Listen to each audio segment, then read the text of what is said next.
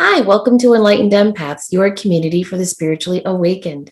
Today, we're going to be talking about what's on our summer book list. So, take out a pen and paper and write down some notes, or feel free to share your own with us. But we thought it would be fun to talk about some of the books we have read or plan on reading this summer. I don't know about you, Denise, but throughout this year, except for work, I haven't read as much for pleasure. I've listened to a lot of books on Audible, but I haven't read as much as I normally do. I haven't either, and I have quite the stack that I'm hoping to get to this summer. Yeah, me too. And I really hope that I do. I mean, we've read some great books this year for our podcast guests coming on. Mm-hmm. And I've listened to some good reads when I'm out driving or walking. But in terms of sitting down and reading a book, I have stopped and started a lot. And I think I've finished about maybe 12 books this year, which is really unlike me. Yeah, you're a very avid reader, so that's a low number for you. Should we start? Do you want to share some of your books? Sure. The first book I'd like to talk about is Energy Strands by Denise Lynn. And this is the ultimate guide to clearing the cords that are constricting your life. It's a great read. It's very clear, and it gives you some incredible techniques on what you can actually do. I mean, Samantha and I have talked a lot about different cord cutting techniques. A lot of you already have your own ways of doing this. This has a lot of those in the book, but also some different ones that I hadn't read before. But I like her style of writing. It's really easy. You feel like you're having a conversation with her. She's incredibly knowledgeable. And she bases the blurb on the back is, native shamanic traditions tell us there are cords, strands, threads, and filament of energy that flow to and through us, connecting us to everyone and everything in the universe. And then she goes on to say some are vibrant and alive, but these are extremely powerful forces. And she shows you how to, in the book, discover what might be an attachment to family, friends, lovers, past lives, pets, how to cut strands with toxic people and unhealthy relationships, how to activate specific techniques to protect and shield your energy. And also she implements space clearing techniques to bring harmony into your home. I really enjoyed it. I think it's a nice reference book for people to have on their shelf. And as I said, there's a lot of information you may be familiar with, but there's also a lot of new information as well. I'm so excited. That's on my list to read this summer too. I like all of her books. I like the way she writes. It's very accessible. Mm-hmm. So I picked some books that I have read and some that I'm hoping to read this summer. So one of the books that I'm hoping to read this summer is called The Physics of Angels: Exploring the Realm Where Science and Spirit Meet by Rupert Sheldrake and Matthew Fox. So Rupert Sheldrake, most of you might know him from that famous study he did about how dogs can sense when their owners are coming home. Mm-hmm. So he's done a lot of really cool studies that kind of prove the science behind the collective conscious. And then Matthew Fox is a spiritual reader, speaker, and writer. So the book says it's about many people believe in angels, but few can define these enigmatic spirits. Now visionary theologian Matthew Fox and acclaimed biologist Rupert Sheldrake, pioneers in modern religious thinking and scientific theory, launch a groundbreaking exploration into the ancient concept of the angel and restore dignity, meaning, and joy to our time-honored belief in these heavenly beings. So when I looked through the book, it's kind of more like a conversation between this more science-minded man and then Matthew, this more religious-focused man, and how the two are coming at the history and belief in the angelic realm. Oh, that sounds fascinating. I know. I'm excited. I'll let you guys know if it's good. And I want to go back to what you just said about the dogs knowing, because I've always watched that how does the dog know the school bus is coming? Yes, they're programmed, but even now that my sons are grown, if they're coming to see me, Grace, my little dog, will know before they get to the house. Like she'll start getting excited when they're about 10, 15 minutes away. And we have the little birdie now too. I have the little birdie. And when my son that bird is really connected to comes into the house, the bird gets so excited. I love this. It's all energy and frequency. I do too. And in his study, they would do so many things to disprove that theory, you were talking about of its routine. And they would have owners come home at different times. They Mm-hmm. would have dogs in different locations and have the owner come to that new location. They would have the person drive a different car. It didn't matter. Every single time the dog knew. I absolutely love that. I really I do. My next book is The Keys to the Universe by Diana Cooper and Kathy Crosswell. And this is how to access the ancient secrets by attuning to the power and wisdom of the cosmos. Again, her description is how to communicate knowledge held by the ancient civilizations and cultures. And there are 48 keys that will enable you to unlock the secrets of other realms, such as animal and natural kingdoms, the elementals, different archangels, other angelic beings, cosmic masters, and wisdom centers. And then there are two golden cosmic keys, Hollow Earth and Sirius, which allow you to attune to the wisdom of the whole cosmos. And there's an attached CD with the book that comes with it, but people don't have CDs anymore, so you know that it's an older book, but I'm sure you could find it online. Each of the 50 keys has a different note, which you can listen to, and it kind of attunes that way as well. But this is very much about discovering how to unlock the hidden energies of the etheric realms and expand your consciousness, which, we've talked about this, of how the fluidity between the realms is becoming much more easy to navigate. So, as we're both mediums, and you can access your loved ones in spirit, and or you may go to a different level and access your guides and angels. But this is, I know that for myself and for other folks I've talked to, it just seems like there's more play between the realms, if that makes any sense. It's easier to go up and down through those different frequencies. And I think this book could be a great resource for learning to do that with more ease. Oh, that sounds really exciting. So is each chapter on one of the keys? Well, it's broken down, yes. Now, let me just randomly open it because that's what I'm being nudged to do. Okay, so it says the key of the Maoris is to develop intuition and in tune to the sacred mysteries of the universe. The sound of that is clapping. The color is mid-blue. And then there's a visualization exercise. There's an exercise to explore your background. So she goes into the ancient civilizations for the first 5 keys. Then the ancient cultures are after that, the portals, the kingdoms. And then in the second part of the book, it's the second golden cosmic key of Sirius. So there's so much information in here. Sacred geometry, animal connections, color connections, sound therapy. Really, really good resource as well. Wow. Okay, the next one on my list is also a book I've not yet read, but I hope to. Two of the books that I did finish this year are called The Time Traveler's Guide to the Middle Ages and A Time Traveler's Guide to the Elizabethan Age by Dr. Ian Mortimer. And so I really enjoyed those. I know they're not anything to do with enlightened empaths. So I was looking at his fiction work, and he has a book called The Outcast of Time by Ian Mortimer, and it sounds really, really good. Here's what the description says. December 1348. What if you had just 6 days to save your soul? With the country in the grip of the Black Death, brothers John and William fear that they will shortly die and suffer in the afterlife. But as the end draws near, they are given an unexpected choice, either to go home and spend their last 6 days in their familiar world, or to search for salvation across the forthcoming centuries, living each one of their remaining days 99 years after the last. John and William choose the future and find themselves in 1447, ignorant of almost everything going on around them. The year 1546 brings no more comfort. 1645 challenges them in further unexpected ways. It's not just that technology is changing, things they have taken for granted all their lives prove to be short-lived.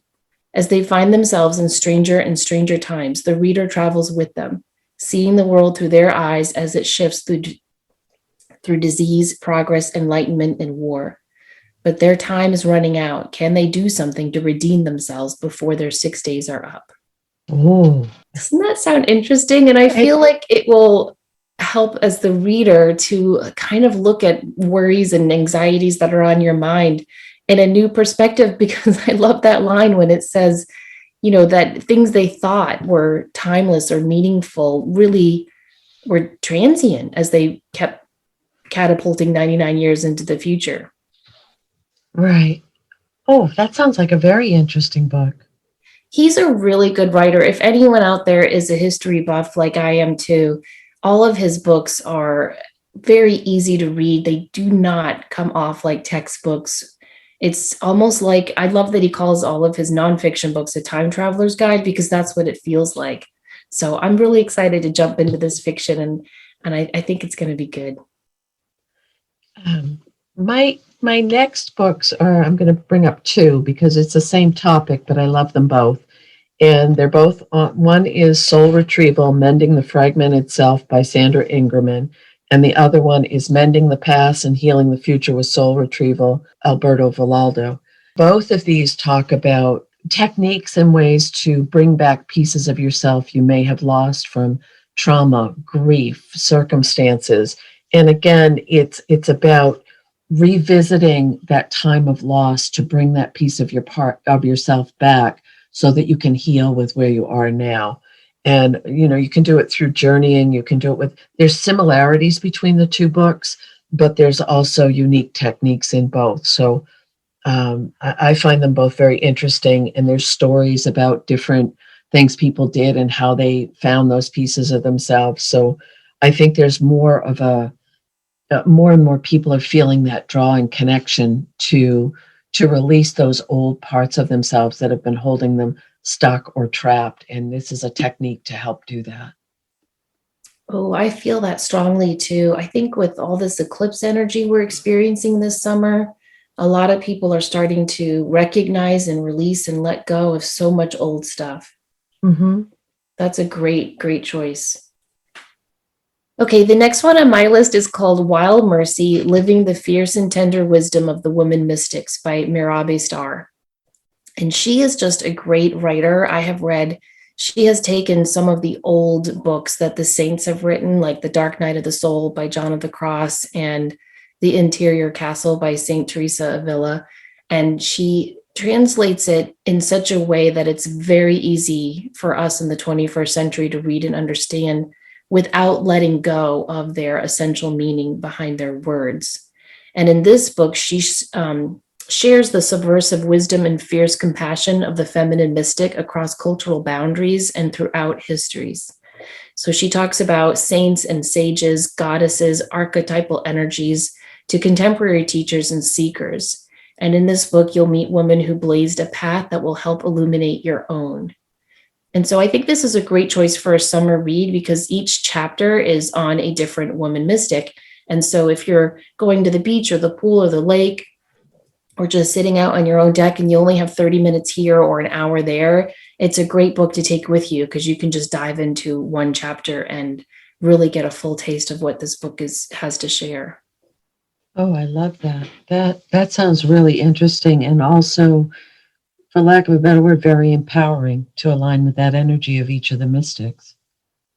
It really is. I've read a lot of books like this, and one thing I find so much comfort in is knowing that people throughout the ages have felt the same way you and I feel. And it's very comforting to know that. And it's also very enlightening to see how they got through their dark nights of the soul, to see how they experienced illumination, spiritual awakening, triumph, tragedy. You can really learn from other people's stories this way. Yes, you can. My next book is an older book, but I love this. And every once in a while, every few years, I pick it up. It's a very gentle, easy read. And the name of it is All the Joy You Can Stand by Debrina Jackson Gandy. And it was a national bestseller, probably, I think, the early 2000s. But it's 101 sacred power principles for making joy real in your life. And each of the 101 principles is just a few pages. I'll just randomly open up to one and see what we get. Get ready, get set, grow. We're designed and wired for growing, loving, expanding, and evolving. So why is it so many of us resist? And then we'll go into what that's like, how you can work with that energy. But Give and receive graciously is another one. Develop your prosperity consciousness. But each one, and there's stories and techniques and quotes that interweave with each one of these 101. Sometimes when I'm feeling overwhelmed, I like to have a book that is just that, a couple pages, like read it before you go to sleep at night, or you just want something, you don't want to get into something that's going to pull you into 3 hours of reading. You just want, what is it? It's like a perpetual calendar. What is the word I'm looking for? Like a little nugget of truth each night. Yeah, yeah. And I think that could be like a or first thing in the morning, or when you're waiting for your kid's dentist appointment, whatever it might be. But for me, I like to have a book that I'm reading that's uplifting, that's quick, that, as we always say, raises our vibration. That because a lot of the stuff I read is heavy, it's self-help, it's juju stuff, and this is just kind of a fun, uplifting book. Well, I'm going to mention two books quickly that I think are really great for anyone who's going through a spiritual awakening right now. One is called Knowledge of the Higher Worlds and Its Attainment on Consciousness, Dream Life, and Initiation by Rudolf Steiner. It's an older book as well, but it's been recently reprinted. And it's called The Quintessential Guide for the Spiritual Seeker from a Deeply Gifted Mystic. So if you guys haven't heard of Rudolf Steiner or read his work, I think this is a great place to start.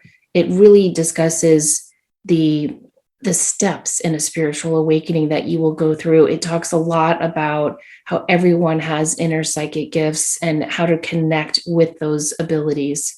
So it's just one of those books that you'll underline like every other sentence because it just all speaks to you.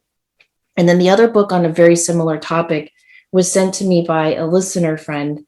It's called Power versus Force, The Hidden Determinants of Human Behavior by Dr. David Hawkins. And it talks all about consciousness and our free will and how we can really tap that power of choice within us when we understand what is going on inside of us and around us and see it as all connected. So if anyone is looking to really understand their own consciousness and dive into their spiritual awakening, I really recommend those two books. Sound great. My next book is a little bit different. It's called The Second Half of Life, Opening the Eight Gates of Wisdom, and it's by Angelise Arian. And even though it's geared towards people at midlife or older, I think it would also be appropriate for younger listeners who may have people in their life that are older or look ahead to say, oh, this is some things that I'm going to face later on. But it breaks it down into pretty much having the courage to change at midlife. And it's about opening your character, deepening, strengthening, softening, all the things, but it goes through step by step in sequential order, that when you get to those eight gates of initiation into the second half of your life, you'll go through the silver gate, which is facing new experiences in the unknown, the white picket gate, changing identities, discovering one's true face, the clay gate, intimacy, sensuality, sexuality, the black and white gate, relationships, the crucible of love, generosity, betrayal, forgiveness. And it goes right up until the last gate of non-attachment, surrender, and letting go. But each chapter goes into the emotional, physical, spiritual things you may go through during these transitional times, and also how to best embrace that so you can live as fully and completely as possible for the second half of the game. Wow, that sounds very powerful. You know, as I visit my dad in his Alzheimer's assisted living home almost every day, I'm getting to know a lot of the other guests that are with him. And a lot of them are much further along, or should I say, he's further along in Alzheimer's than they are. So a lot of the women are still able to converse and tell their stories. Mm-hmm. Denise, it's fascinating because you can see in the stories they tell over and over where they have gotten stuck in their lives and where they have not gone through that last gate of letting go. Right. There's this one woman, every time I see her, she tells me this story of how when they moved to Wilmington 30 years ago, she went to Sears and had to buy, everything for her house, appliances and some furniture. And so they talked her into opening up a store card. And when her husband got the bill, he was so mad he didn't speak to her for almost a year. And she tells you that every time you see her? Every time I see her, and it breaks my heart. Oh, it I always fascinates me and I think that's interesting that they get stuck in those places. Or a friend of mine, his wife passed from Alzheimer's this past year, but she went back to happy places. And I think it's interesting where people, because I think you can get stuck or you can go back to a part of your life that you really, really loved. I find that fascinating too. Yeah, some of them do go back to happy places. There's another woman there who I just adore. Every time I see her, she blesses me. And she's always in a good mood. She always has her nails painted and she always has a hat on and is very well dressed. And she told me that she was born and raised in an orphanage with her brothers. And she says, I can't believe I'm back here. I loved being in that orphanage and I'm home. Oh, And so she oh, feels that this retirement home is her old orphanage. oh, I oh, know. that just touches my heart. I know. They all really, really touch my heart. It's fascinating and it's just really made me journal a lot about life because I think, gosh, what are the stories going to be that I'm going to retell over and over? You know, like you said, are there going to be happy stories or sad stories? Right. And also a good nudge for all of us to do our work now. So hopefully they will be happy stories. Exactly. Well, my next book has the number 8 in it too. It's called The Power of Eight by Dr. Lynn McTaggart. Have you read this? I have. It's a great book. It really is. The subtitle is Harnessing the Miraculous Energies of a Small Group to Heal Others, Your Life, and the World. And so she talks about how you can, with a group of people, effect powerful change in your life. And so it's got riveting stories of hundreds of people who have experienced the life altering transformations through her techniques, where she teaches you to harness the collective energies of the power of 8 and unleash the power you hold inside of you to heal your own life and the world around you. So when I read this years ago, and I'm rereading it this summer because it's been a while for me. Deb Joel and I, my friends Deb Joel and I, we started the Power of 3. We didn't have 8 of us. And one of us had emailed Lynn McTaggart, and one of her people emailed us back and said, it doesn't have to be 8 people. 8 is just a traditional number of power because, you know, if you put it on your side, it becomes the infinity symbol.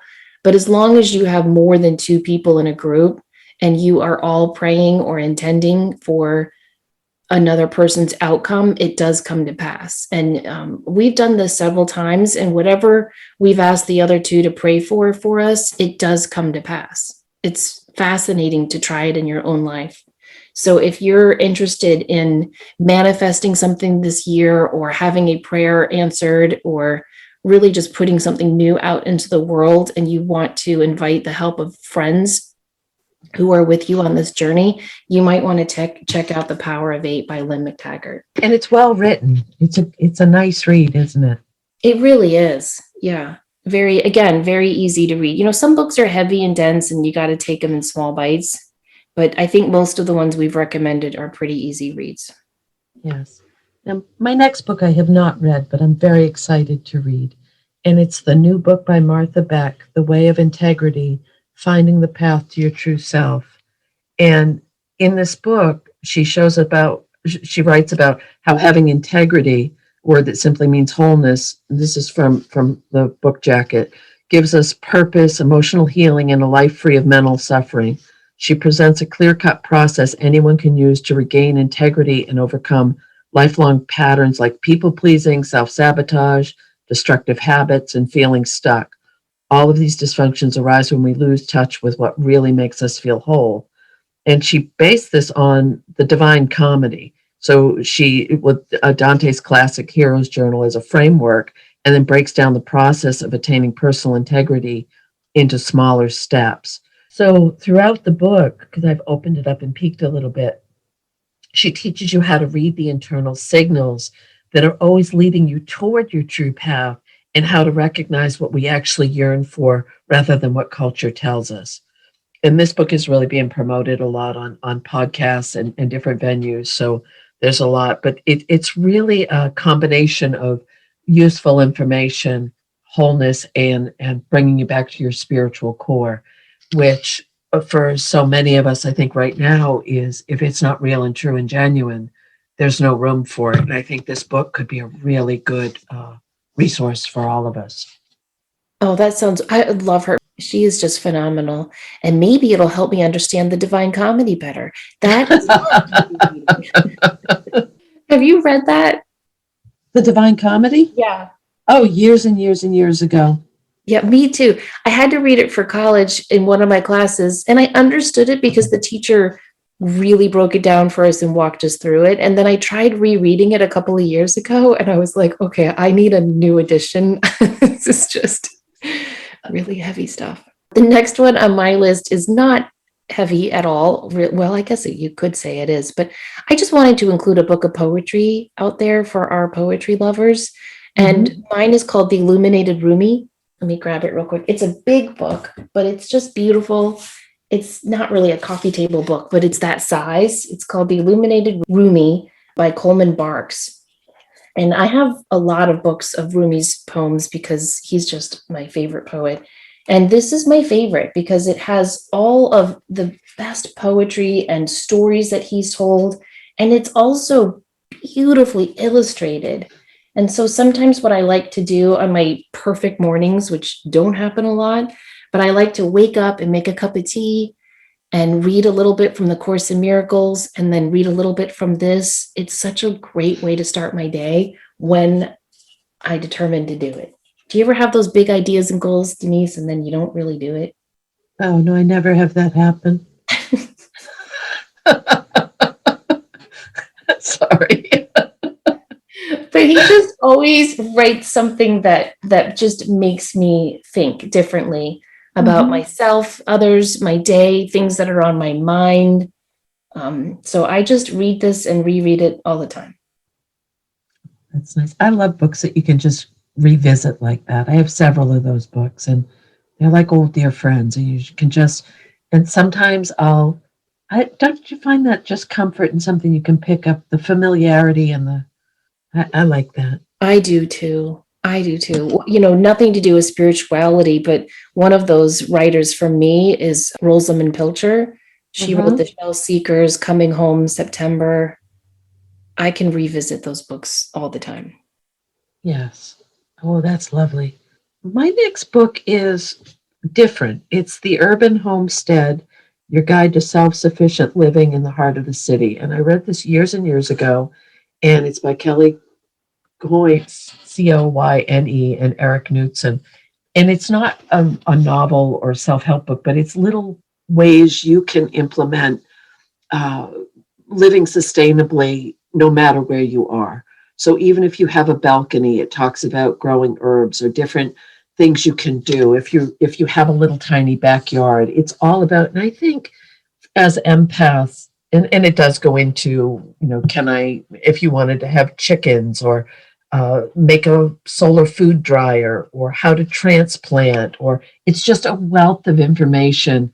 But I think myself and for so many of us as empaths, that outside time, that connection with nature, that being able to take care of ourselves and be self-sustaining is a wonderful, wonderful balance to all of the energy that's in the world right now. Wow, that sounds exciting. You know, I have an herb garden and every year I tend to it and it grows lovely. And I look at the basil and the parsley and the sage and I think I need to cook more. And I don't know what's happened to me throughout this whole COVID year. I just don't feel like cooking anymore. I absolutely hate it. I do it, but I don't enjoy it. And I look at that basil and I'm like, yeah, I never made you pesto, did I? So you know what I did this spring? I finally got my lavender to grow. It's taken me years to figure out how to grow lavender in my weird, wonky soil. And someone gave me a tip to plant cement pieces around the lavender. I'm in zone 8, so I don't know, but she said that would help. And boy, did it. And so now I have I have 2 types of lavender growing. And so I planted valerian, St. John's wort, chamomile. Anyway, I'm making it a tea garden now. Oh, that's nice. Because I thought I love to drink tea all the time. I'm going to try to dry it and make my own. I don't know if it's going to work. I'll have to ask you, Denise, to help me. Yeah. Oh, that's a nice process. And it also you'll know exactly there it hasn't been sprayed or contaminated or oh, I love that. That's great. You probably don't ever do that, do you? Because you've actually lived off the grid, but I do that. I look at my sage, I have rosemary. I have this huge rosemary bush. I used to cook so much, Denise, that I would take the rosemary and I would make it into little kebabs, and I'd put Hmm. tortellini on it and fresh tomatoes, and I would serve that on a plate. I used to be so into my cooking, and now I look at the rosemary and I'm like, oh, you look good, but I'm not going to do anything with you. Well, it's different. You're in a, as we've said before, you're in a different season of your life, and the girls are older and going in all these different directions.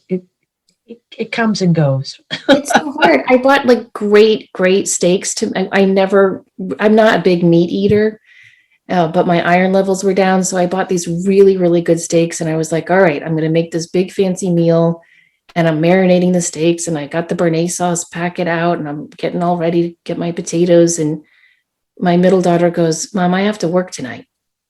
And my older daughter goes, don't you remember I'm babysitting? And I'm like, oh, there goes that meal. So yeah, that might be part of it.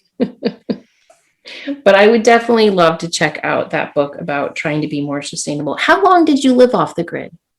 Oh, different times in my life, different segments. I mean, a couple of years solid, and then, but then even where I live in town now, I had chickens and organic gardens and did all of that stuff and raised broilers and did all those things right on an in town lot. So you can do a whole lot with a small space. And the cool thing about doing it that way is it's a gentler footprint. So I used to raise enough chicken for what we would consume in the coming year, and so I think being conscious, and there's less water, less land use, less time. So there's a lot of you can really get down the rabbit hole with that stuff as far as, but it's amazing what you can do on a little tiny patch of land. I heard this woman being interviewed. She's the mother of 7 children. And the interviewer said, what was the hardest thing about raising 7 children? And she said, my grocery bill. Hmm. And she said, but I learned how to live off mostly what we grew. And my grocery bill is $400 a month. Right. I was like, And holy cow, where are I you? was I was talking with a woman in Hawaii probably 6, 8 months ago, and she said what's really cool where she lives is that if she's growing one thing in her yard and her neighbor's growing something else, they trade, they share. It's real community. And I think that's a wonderful thing. If you have a surplus of a certain thing in your yard, you can gift it, you can bring it to a food pantry, you can find a neighbor who might enjoy it. So it can be a real community bonding and a great way to meet people and help other folks out. Okay, well, my next book, I actually just started rereading it last week. I have a big bookshelf. Well, I have bookshelves in every room in my house. I think everyone should, except the bathrooms, but every other room has books in it. And for me, Denise, looking at my shelves of books, it's like a time traveling machine. Do you feel that way? Like you can look at a book and remember where you were and what you were doing when you read it? For some books, yes. I love that. So anyway, my oldest daughter came home from college early in May, and she's getting ready to sell all her books back. And so she's an English major, so these aren't textbooks; they're fiction books. And I said, Livia, don't sell those back. Keep them. And she said, why? I've read them. And I'm like, look at my bookshelves. We Hmm. walk back to my big bookshelf, and I have a whole shelf of all the books I kept from college. And she was like, you held on to these? And I said, yes, I did. And I pulled out this book and I started rereading it. And she's rereading volume 2. It's called Second to None, A Documented History of American Women.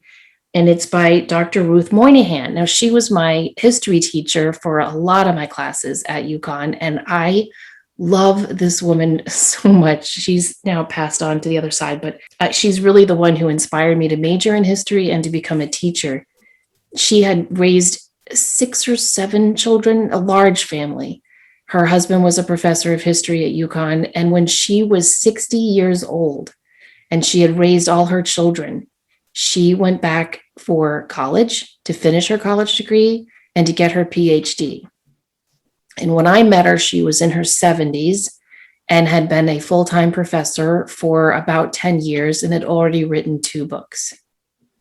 And I just find that so inspiring for anyone who's like, oh, well, I'm too old to go back to school, or it's too late for me. I always think of Dr. Moynihan. And this book is absolutely phenomenal. It's one of those books you can pick up and put down because it's just a compilation of diaries, letters, and essays from women to women about what was going on in that time period.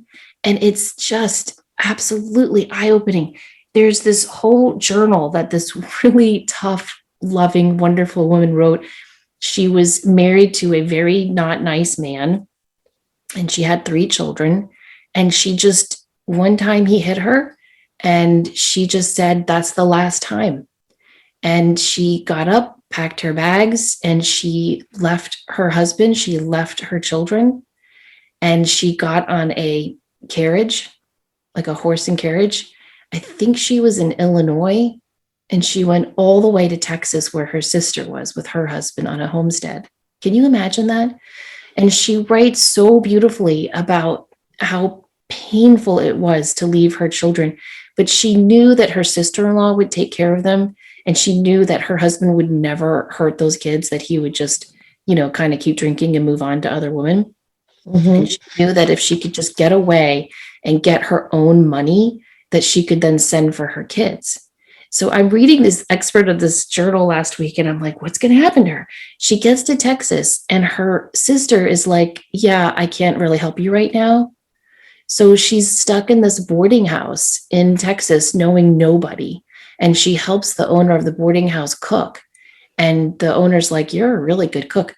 And so she rents, I think it's out the back of a butcher shop, this little room, and she just starts cooking meals for all the men going to and from work with all the industry that's coming up in Texas around this time. And she starts her own business. She cleans houses, she cooks, and finally she saves up enough money, and the excerpt ends with her sending for her children and them arriving. Oh, I know, so much bravery in this book, I cannot tell you.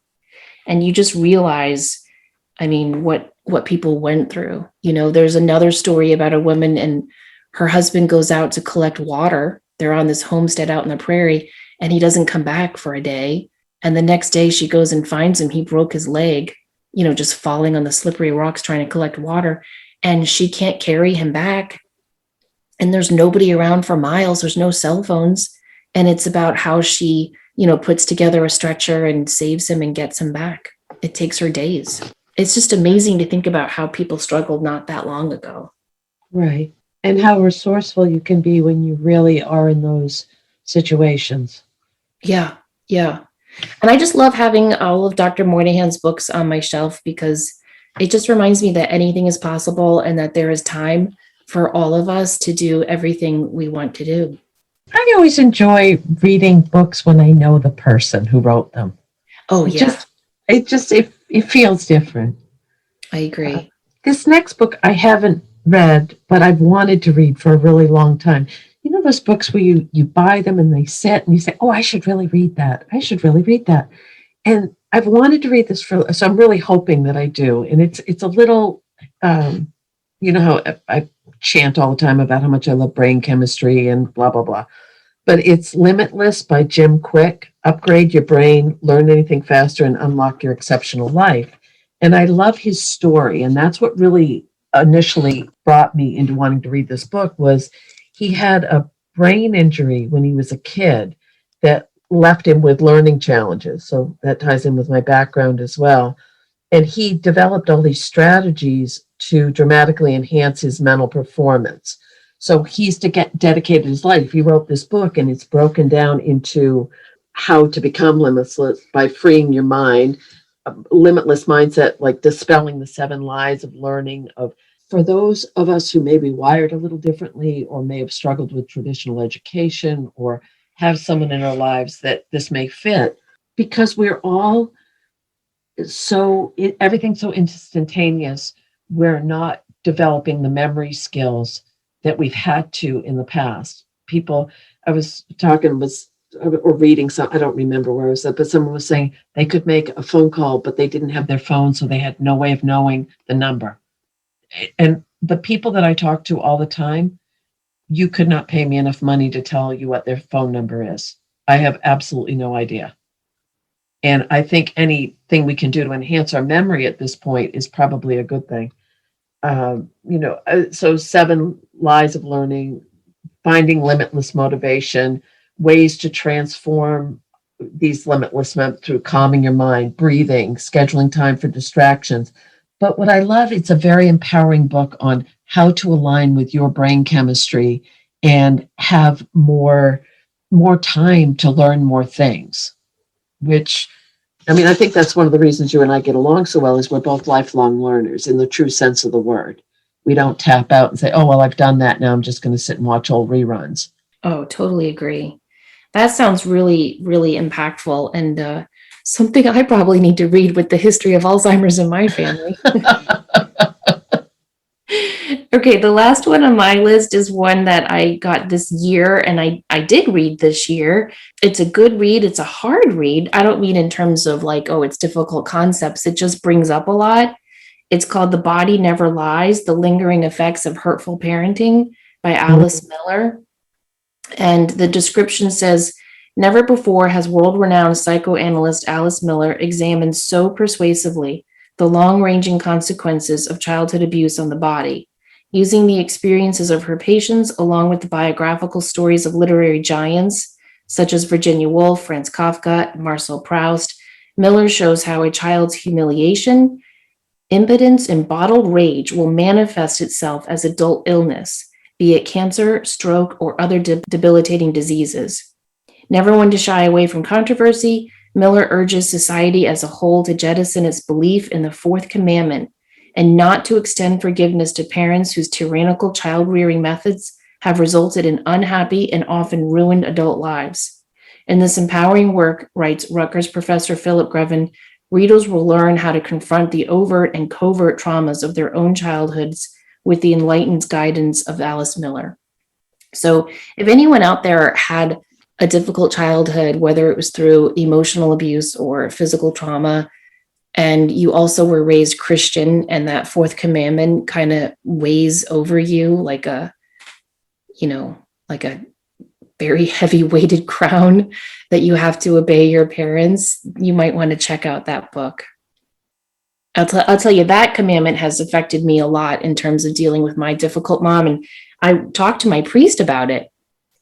And he said, really, that commandment should be rewritten, and it should read, honor your honorable parents. Oh, I thought that was really impactful.